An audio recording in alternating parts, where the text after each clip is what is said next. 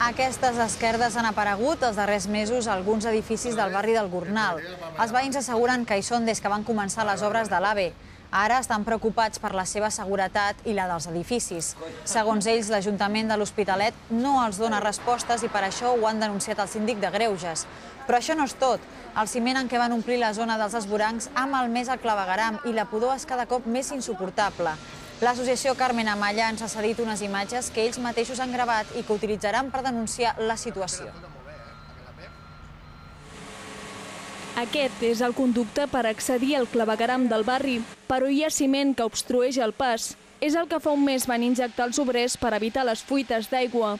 Ara s'ha solidificat i tapa les entrades de les clavegueres.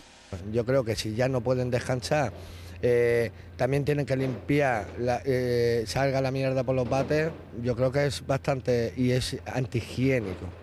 Uns 2 metres de distància és el que separa d'aquest edifici de les obres de l'AVE. Uns 1.400 veïns estan afectats per les esquerdes i pel soroll de les obres.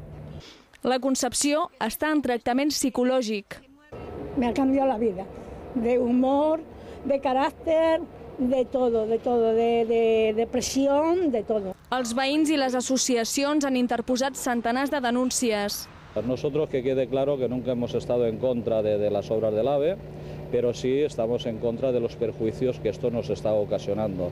Tot i que Adif assegura que en fa un seguiment exhaustiu, no es podrà actuar a tot arreu fins que no s'acabin les obres. Ara temen que la pluja agreugi la situació. Un altre